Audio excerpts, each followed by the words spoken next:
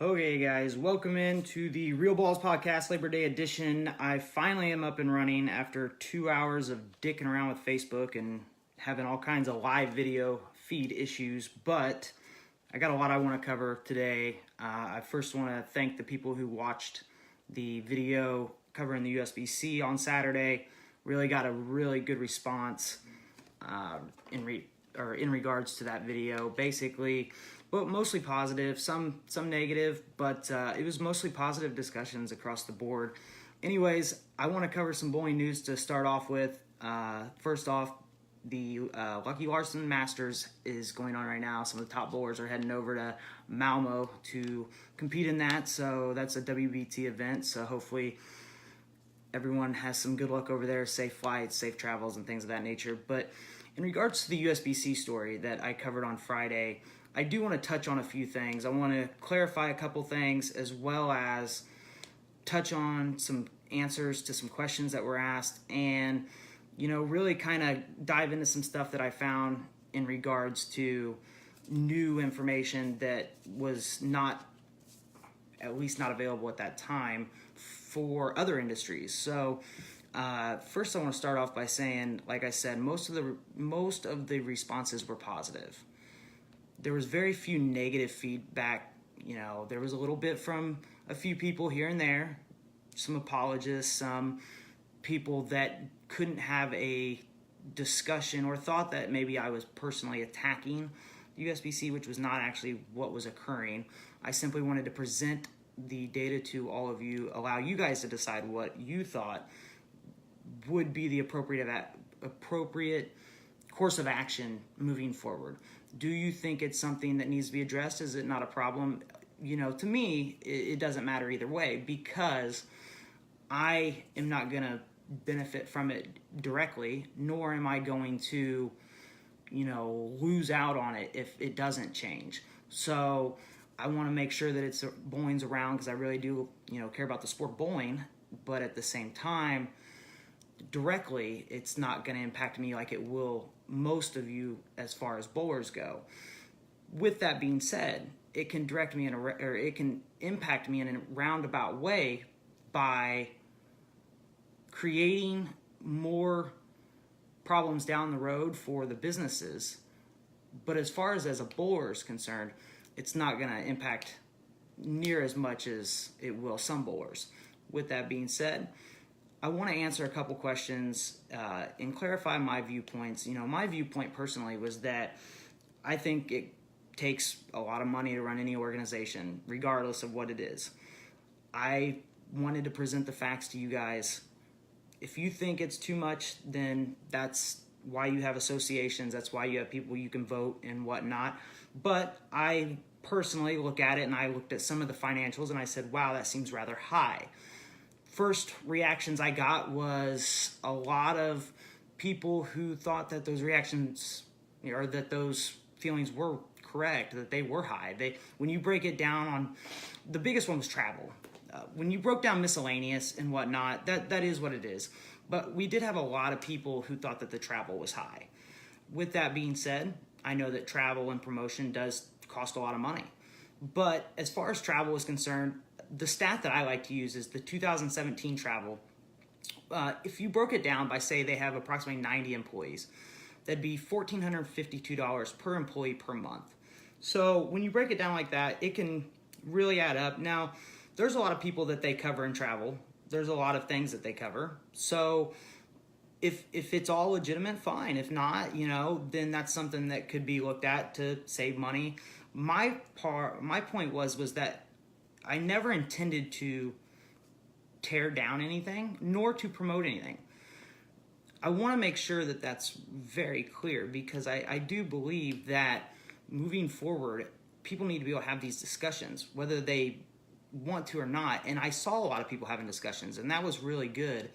But I did see some people who just, from the beginning, just immediately wanted to argue with people. And that was something that I thought was not going to do anybody any good. You can have a discussion and you can talk, but they wanted to argue. They wanted to make their view heard and not necessarily look at both sides. you can easily look at both sides and say, well, we have this many members, it costs this much money. I can also look at the other side and say, where could we use that money elsewhere? Could it be putting it into dividend stock? That was a question I got a lot in a lot of places, was where else could this money be spent? Well, it could be put towards other incentives. It could be put into other investments. It could be spent doing other programs and scholarships, more charitable donations that the USBC does do quite a bit of. There's a bunch of things that it could be used for. One of the major things that I saw it could be used for was to bring back a couple of the things that I think could really have a trickle-down effect and help both the bowling centers and the pro shops. And the bowling centers and the pro shops have to participate in this as well. The proposal that I made was that they could use this money to basically promote the sport through the awards that everyone speaks so much of. So what I mean by that is not necessarily the awards of the high average bowler, because we all know that person's a rather small minority. But if we actually use that money and we said, okay, well, let's use it to promote awards for lower average bowlers, maybe offer something that maybe they didn't have offered before in regards to awards for lower average bowlers. Because right now I know a lot of center owners, in order to recruit league bowlers, they have to pay for things out of their own pocket to incentivize league bowlers to bowl. And I think that that's something that has really changed over time, and that's something that the modernization of bowling centers actually is contributing to, is that the league bowlers that are competing, a lot of them are starting out. There's a lot of new league bowlers out there that are just for fun bowlers. They, the serious bowlers or the older generation has started to pass on, and at the same time, it may pass on and just not be bowling anymore. But the rec bowlers, the beer, food, beverage, sports league bowlers, those people need some kind of incentive to bowl. And at the same time, they don't necessarily bowl because they're competitive, not just because they want to compete, just because they want to be awesome at it. They want to have a good time. So if we can give the bowling centers something else to use in their recruiting process to get more league bowlers in, that will help the bowling centers. That could help the pro shops, and that could also help benefit the members of the USBC. So I don't necessarily think that the awards, in the traditional sense that people think of awards, are going to do much good. But if we could come up with something new to offer to rec bowlers, newer league bowlers, I think that could actually really help down the road to build those membership bases back up. So, like I said, I'm not just here to bitch. I'm actually trying to offer some kind of solution. I think it's important just because of that trickle-down effect. I think it can have an impact in multiple categories, in multiple areas, and build popularity. One of the things I want to share, I found this today. It was actually in my LinkedIn page today, and it really caught my eye because it was talking about Topgolf and their massive expansion that they've had and the success. And the article I was reading, it was talking about how golf has seen a resurgence to the game through a non-traditional route, through Topgolf. It's not the traditional path that most people think of when they think of golf. But the line that caught my attention in this article was, it said, we have a lot of expansion coming, and we're very strategic about it, making sure we go into densely populated areas where people are looking for entertainment. And then they were talking about Orlando. There's something for everyone at Topgolf, which combines elements of a bowling alley, an arcade, and a driving range. So that all sounds fair. I mean, that sounds like a lot of bowling centers, especially family entertainment centers, minus the driving range part. But what really gets me is the next line. It says, unlike the dingy, smoke-filled bowling alleys of yesteryear, Topgolf is outdoors, electric, and eclectic. So that actually is presenting a whole nother issue. This article is obviously not written by somebody who is a bowler, because as they would probably find out that the majority of bowling centers are smoke-free now. But you can clearly see that that's the reputation that the bowling centers have, and I don't think that's a big surprise to anybody. I think there's a lot of people who have that thought that, the reputation of the bowling center is that dingy, smoke-filled place. And bowling might have been late to adapt to to smokers or non-smokers or whatever. But as bowling centers start to modernize, this is something that can really be changed and could really help the bowling centers down the road to continue to show growth both on the league and rec side. They've still got a lot of families coming in. They still got a lot of people coming in. Rec bowling is actually up last year. I know of rec bowling was up, and that's something that as these centers start to keep going forward and forward, they're going to have to modernize. They're going to have to update. They're not going to be able to keep offering the same things. And when they do, it gives another opportunity to continue to grow those rec bowlers into real league bowlers. And if once they find that they're connected to the game, if they're having fun, they'll keep bowling. So that's important. So I feel like that's a relatively moderate solution to offer, simply basically saying we are going to help those that want to get better. We're going to continue to help those that want to show interest in the game. And I think a lot of it comes down to being comfortable as well. I think we all know we don't want to do things if we're not comfortable.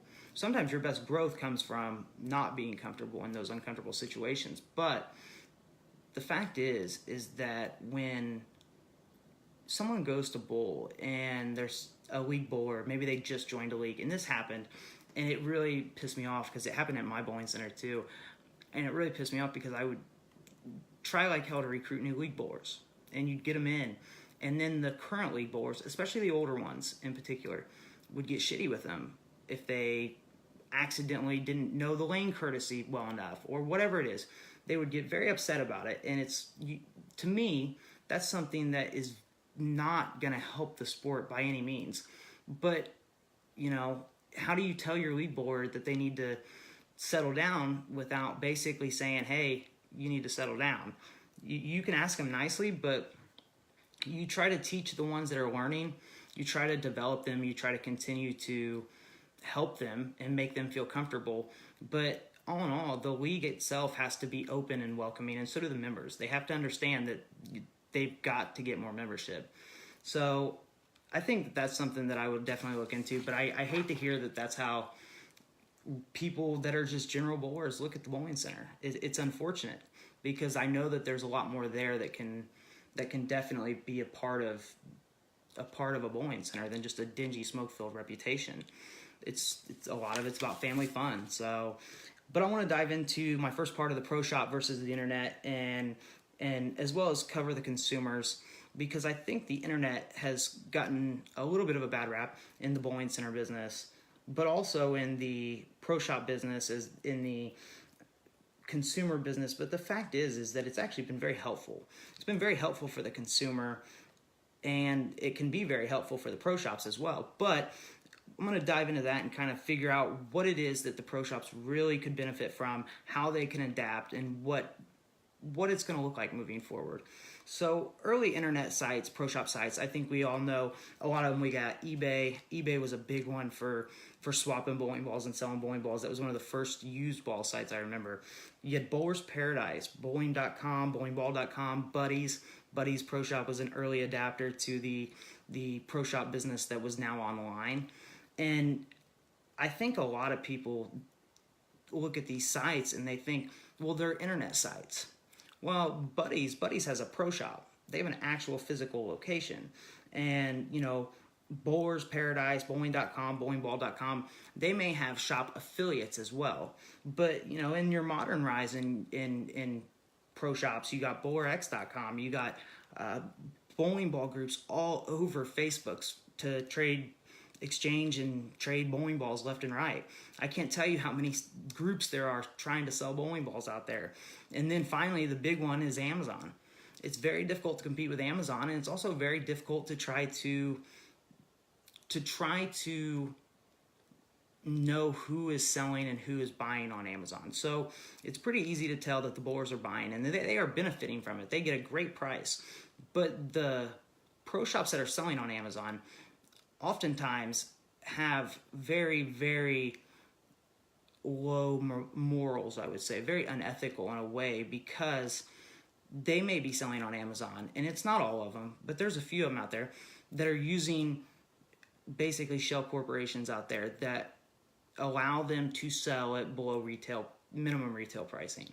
And that's really what happened to the internet, and that's what it brought about more than anything. I remember selling stuff in Pro Shop before the internet got real big, and we would sell it in the shop at a certain price.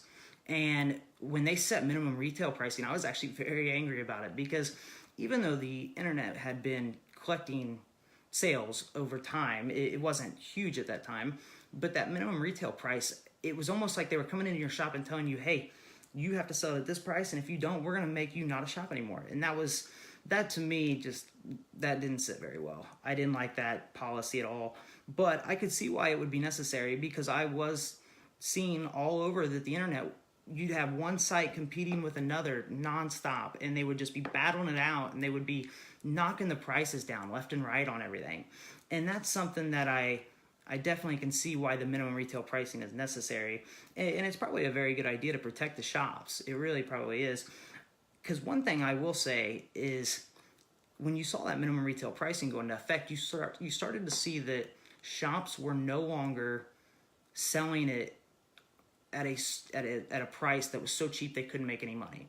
They almost felt like they had to sell it at this cheap price, otherwise they wouldn't sell anything, because everyone would buy it online. But the fact is that when minimum retail pricing went into effect, most online shops, the reputable ones, raised those prices up to meet those, and that gave everybody more of a fair level to play on, both brick and mortar and internet. You can argue whether it's right, wrong, or indifferent, because I have mixed emotions on that, but the fact of the matter is those minimum retail prices protected those pro shops to make sure that they could compete for the most part. Now, there's a couple of things that also did. It also basically, if the pro shop online was good, they got better margin. They just made more money. It didn't hurt them. They made more money. Tell these guys they can't make more money. I'm sure they weren't heartbroken that everybody was going to have to be at a certain price and they were all going to make more money. So it really actually helped the strong internet companies as well as the pro shops that it was a part of. In regards to a few of the things that shops did to adapt to that minimum retail pricing, you started seeing a lot more private label brands. So Bowler's Paradise already had the brand out at the time, but you started seeing a lot more pop up. Like you'd see the Elite deal that they had worked out. You saw the Pyramid for, I believe it's bowlingball.com or bowling.com, but you saw the Pyramid brand pop up. It wasn't just private label cleaners and accessories with their names on it. It was private label bowling balls at that time. And you would sit there and go, well, how in the world are they getting that done? Well, the fact is they have a successful business and they're able to purchase equipment in quantities that will sell, and they're willing to invest in their business. That's the big thing. And that's something that I think really gets overlooked. And I'll get into it in a little bit, but I think that's something that really gets overlooked. I think where the biggest problem comes in, though, is the private stock deals, the backdoor deals, the lower price deals that people get. And when I say private stock, I don't mean private label, I mean private stock. Private stock is basically, the way I view that is the companies that are able to sell bowling balls that already have brand names. So when a website gets, the Pyramid brand or the Elite brand, that's theirs. Okay, they can do that. That's fine. Whatever works for them, more power to them if they want to spend the money on it. But when you start getting certain vibes, like Hammer did this, certain vibes out there that are only made for those internet sites, that's where you start getting into some issues, because private stock, you're using the marketing ability of a brand that's already been established while only making it available to one partner. And we argued the ethics in that in the first podcast, but for me as a pro shop operator, if I'm a regular pro shop operator or even a pro shop operator that maybe has 5 to 7 shops, it still costs a lot of money to do something like that, and it'd still take a lot of capital investment to get that going. Now, as I said, the websites that are successful have done so because they have continued to invest in their business. And that includes advertising, that includes investing in partnerships, whether it be making new partners, whether it be meeting new people at Bull Expo, new potential customers, new people at Junior Gold. They invest in the things that are required in order to grow their brand. And so that's why they continue to have the capital to do so. They treat their business like a business and not a hobby. And that's really what it all comes down to. Everybody, like I said in the first podcast, has the right and the ability to use the internet. It's not closed off to anybody. What I will say is you have to be willing to invest in your business in one fashion or another. You may not agree that advertising on the PBA is the best investment you can make. Okay, fine. But somebody else does. You may say, well, I don't think it's the best investment to invest in a TV commercial or Boar's Journal or Bowling This Month or whatever you would invest in for advertising. But somebody else does. And so what that does is that allows every person to basically have their own investment in their business. And when it comes to the internet, they can use that to build their sales up overall, build their pro shop base up, and continue to grow their business because they treat it like a business. They continue to work at it. They look at it and say, hey, I want to have success. I need to grow year after year like every other business does. They don't just stay complacent or go down waiting to die off. They continue to work at it. So I definitely think that there's some things that go on when it comes to the pro shop business online that could be improved. But at the same time, I definitely think that the internet is open for everybody to do business. And I'm going to dive into it. I'm only going to be able to get part of this done today. I'll have to do the other part on Wednesday. But I want to cover also how the internet's impacted the customer themselves. The customer has greatly benefited from this. But I really do believe that if the private label stock is okay, these pro shops shouldn't have a problem. Every pro shop has the ability to purchase private label stuff.